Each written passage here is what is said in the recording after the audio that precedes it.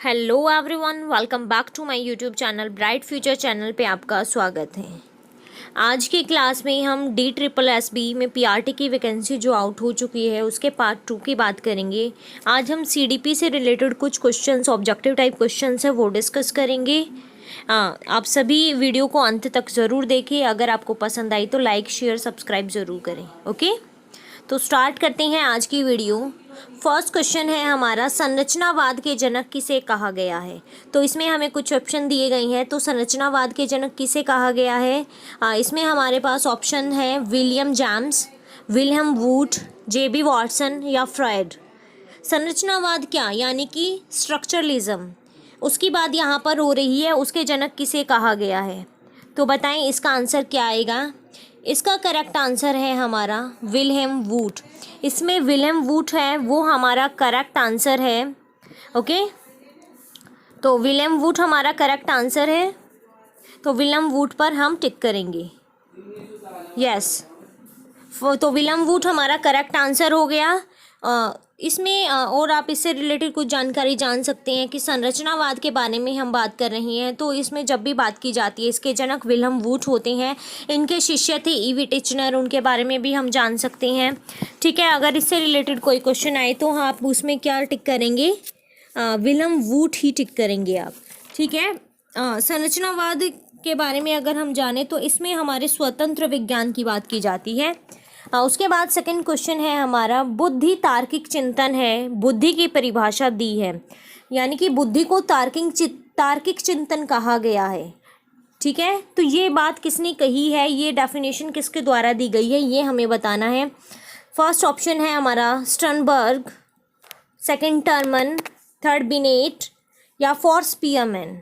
तो इसमें हमारा करेक्ट आंसर है स्टर्नबर्ग। बुद्धि तार्किक चिंतन है, ये बात स्टर्नबर्ग के द्वारा कही गई है, ये आप याद। नेक्स्ट क्वेश्चन है हमारा क्वेश्चन नंबर 3। क्वेश्चन नंबर 3 देख लेते हैं हम। यस, नेक्स्ट है, भारत में प्रथम मुक्त विश्वविद्यालय की स्थापना किस राज्य में हुई। यानी कि इंडिया की बात हो रही है, ओपन यूनिवर्सिटी की, जो किस राज्य के द्वारा ओपन की गई थी वो बात कही गई है। तमिलनाडु, दिल्ली, आंध्र प्रदेश या हिमाचल प्रदेश। इसका करेक्ट आंसर होगा हमारा आंध्र प्रदेश। ठीक है, क्या आएगा, आंध्र प्रदेश। सी वाला पार्ट हमारा इसका करेक्ट होगा। जो हमारी किसकी बात कही गई है, ये ओपन यूनिवर्सिटी की बात कही है, स्टेट पर, स्टेट लेवल की बात है ये बात आप याद रखेंगे हमारे इंडिया के अंदर। ठीक है, तो इसका करेक्ट आ जाएगा हमारा आंध्र प्रदेश। ओके, उसके बाद नेक्स्ट है हमारा, कक्षा में कुछ शिक्षण अधिगम परिवेश के लिए क्या वांछित नहीं है।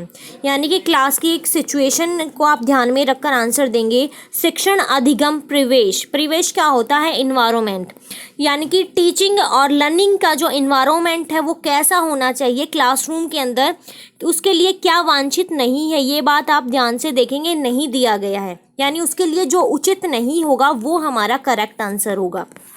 ठीक है, तो फर्स्ट पार्ट है हमारा इसका अध्येता की स्वायत्ता, सेकंड है नवाचार हेतु शिक्षक को स्वतंत्रता, थर्ड है तत्व शिक्षक अभिभावक संघ की बैठकें, एंड लास्ट है गलत व्यवहार पर दंड। तो इसमें जैसे कि बात कही गई है तत्व शिक्षक अभिभावक संघ की बैठकें, यानी कि जो इवैल्यूएशन किया जाता है बच्चे का वो कॉन्टीन्यूसली है, किस बेसिस पर है, उसके बीच में PTM की जो मीटिंग होती है वो ठीक है इसके लिए, इन्वायरमेंट के लिए। तो ये ऑप्शन हमारा करेक्ट है, लेकिन इसमें नहीं पूछा गया है। उसके बाद है हमारा नवाचार हेतु शिक्षक को स्वतंत्रता, यानी कि शिक्षक है उसको पूरी फ्रीडम होती है कि जो भी न्यू इन्वेंशन हुआ है या फिर नई रिलेटेड कुछ बच्चे को जानकारी देनी है वो भी ठीक है। और उसके बाद है अध्येता की स्वायत्ता, ये भी ठीक है हमारा। तो इसके लिए क्या वांछित नहीं है, गलत व्यवहार पर दंड देना, ये वांछित नहीं है। तो हमारा डी पार्ट इसका करेक्ट हो जाएगा। Okay, yes. उसके बाद है हमारा नेक्स्ट क्वेश्चन, क्वेश्चन नंबर 5। एक अच्छी पाठ्य पुस्तक का मानक नहीं होता है। इसमें भी नहीं की बात कही गई है। तो इसमें नहीं की बात कही गई है कि एक अच्छी पाठ्य पुस्तक है, अगर आप कोई अच्छी पाठ्य पुस्तक है उसके लिए क्या चीज़ स्टैंडर्ड नहीं है, क्या जो चीज़ मायने नहीं रखती है। विषय वस्तु का तर्कपूर्ण क्रम, ठीक है। सेकंड है अध्येता मित्रवत होना, थर्ड उच्चतम मूल्य, एंड फोर्थ अंतःक्रियात्मक भाषा। अगर कोई भी हम अच्छी बुक बनाते हैं, अच्छी बुक होती है, उसकी विषय वस्तु बहुत इंपॉर्टेंट होती है, यानी कि अध्यात्म कैसा उसका वो भी इम्पोर्टेंट है। उसके अलावा उसकी क्रियात्मक भाषा कैसी ये भी इम्पोर्टेंट है, लेकिन उसके मूल्य की वैल्यू नहीं होती है यहाँ पर। तो इसका करेक्ट आंसर हमारा क्या आएगा? इसका करेक्ट आंसर हो जाएगा हमारा सी, उच्चतम मूल्य। ठीक है। उसके बाद है नेक्स्ट है हमारा 6th क्वेश्चन, MMPI संबंधित है। यहाँ पर बात हो रही है MMPI किससे संबंधित है? हमारा MMPI बुद्धि, सृजनात्मकता, व्यक्तित्व या फिर मानसिक आयु। ये नीचे का आयु का कटा हुआ है, ये मानसिक आयु है। ओके, तो इसका करेक्ट आंसर क्या आएगा? आपको MMPI की फुल फॉर्म पता होगी, तो उसी में उसका आंसर छिपा हुआ है। इसका करेक्ट आंसर है व्यक्तित्व यानी कि पर्सनैलिटी। ठीक है, इसकी फुल फॉर्म होती है M से यानी कि Minnesota multi faces personality inventory. Okay, जो अगर इसके फर्स्ट पब्लिकेशन की बात करें तो 1940 में हुई थी जो हमारी। तो यहाँ पर ये हमारा जो पर्सनैलिटी होती है अडल्ट की, उसकी साइकोफोथोसिस चेक करने के लिए इसका मापन किया जाता है, MMPI का यूज़ किया जाता है। तो ये क्या है? हमारी Minnesota multi faces personality inventory. ठीक है, MMPI की फुल फॉर्म है, तो आंसर में ही छिपा हुआ पर्सनैलिटी से संबंधित होती है हमारी MMPI। तो इसका करेक्ट आंसर हो जाएगा हमारा व्यक्तित्व। ओके, उसके बाद आगे बढ़ते हैं नेक्स्ट क्वेश्चन की तरफ। क्वेश्चन नंबर 7, सेवारत अध्यापक शिक्षा के अभिकरण है। NCERT, SCERT, डाइट या उपरोक्त सभी। इनमें से हमें करेक्ट बताना है कौन सा होगा। सेवारत अध्यापक शिक्षा की बात हो रही है तो उसके लिए NCERT भी है, SCERT, डाइट तीनों है। तो इसका करेक्ट आंसर होगा हमारा उपरोक्त सभी, तीनों करेक्ट हैं हमारे। ठीक है, उसके बाद है नेक्स्ट क्वेश्चन हमारा, मानव विकास कुछ विशेष सिद्धांतों पर आधारित है। निम्नलिखित में से कौन सा मानव विकास का सिद्धांत नहीं है? क्वेश्चन आप ध्यान से पढ़ेंगे। क्वेश्चन में अगर स्पेसिफिक किया गया है, नहीं कहा गया है, तो उसी के अकॉर्डिंग आपको आंसर देना होगा। तो यहाँ पर बात हो रही है ह्यूमन डेवलपमेंट की। अगर बच्चे के डेवलपमेंट की बात करें तो उसमें ऑल राउंड डेवलपमेंट मेन होता है। यहाँ पर बात है मनुष्य का जो विकास है वो कुछ विशेष सिद्धांतों पर आधारित है। तो उनमें से कौन सा सिद्धांत यहाँ पर नहीं है? निरंतरता होनी चाहिए, यस बिल्कुल ठीक है। सामान्य से विशिष्ट की ओर जाता है, ये भी ठीक है। प्रतिवर्ती अनुक्रमिकता भी होनी चाहिए। प्रतिवर्ती हमारा गलत है, तो ये नहीं पूछा है, तो ये करेक्ट हो जाएगा हमारा सी पार्ट इसका। ओके, तो ये सभी को क्लियर हुआ। उसके बाद चलते हैं नेक्स्ट क्वेश्चन की तरफ। नेक्स्ट क्वेश्चन है हमारा 9th क्वेश्चन, छोटे बच्चों की अधिगम प्रक्रिया में अभिभावकों को भूमिका डैश निभानी चाहिए। जो छोटे बच्चे होते हैं उनकी जो लर्निंग प्रोसेस है उसमें पेरेंट्स की क्या रोल होता है, क्या भूमिका होती है, क्या करना चाहिए पेरेंट्स को? नेगेटिव रहने चाहिए यानी कि नकारात्मक रहना चाहिए उनको पेरेंट्स को। सहानुभूति दिखानी चाहिए। सी, सकारात्मक बिहेव करना चाहिए, पॉजिटिव, या फिर लास्ट तटस्थ रहना चाहिए। अगर हम बच्चे की पेरेंट्स के साथ अधिगम लर्निंग प्रोसेस को लेकर बात करें तो उसमें पेरेंट्स को सकारात्मक बिहेव करना चाहिए। ठीक है, कैसा बिहेव करना चाहिए? सकारात्मक, पॉजिटिव रहना चाहिए। बच्चा तभी मोटिवेट हो पाएगा। और बच्चे इसमें कंफ्यूज हो जाते हैं इन 2 पॉइंट्स में। सहानुभूतिपूर्ण अगर पॉजिटिव है उसी के अंदर सहानुभूति आ जाती है, तो वो अलग से नहीं करेक्ट करेंगे। सी पार्ट हमारा करेक्ट होगा।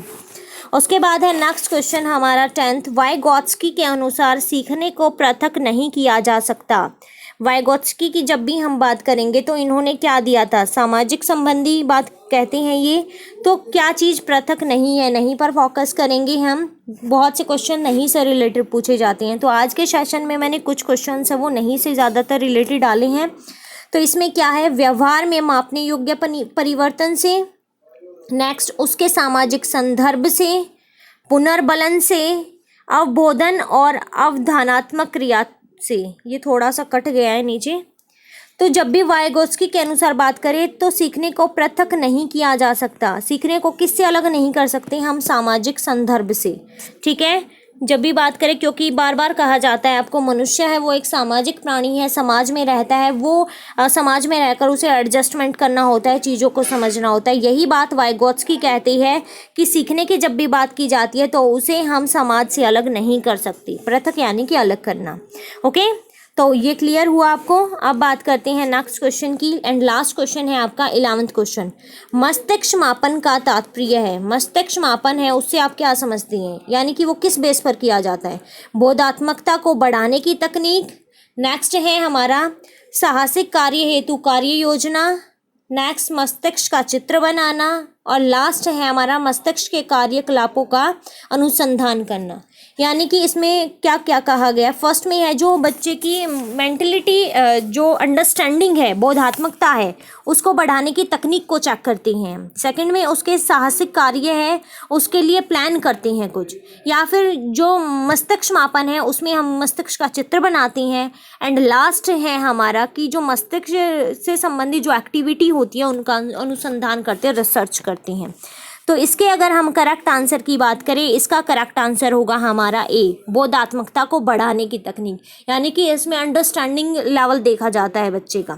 ओके, तो ये थी आज की क्लास। होपफुल आप सभी को अच्छे से क्लियर हुआ, समझ आई। अगर आपको आज का सेशन अच्छा लगा तो प्लीज़ लाइक शेयर सब्सक्राइब ज़रूर करें, अधिक से अधिक अपने फ्रेंड्स को शेयर करें। ठीक है, इसी प्रकार हम बने रहेंगे नेक्स्ट क्लास में, रिलेटेड इसी प्रकार के क्वेश्चंस आपको मिलेंगे।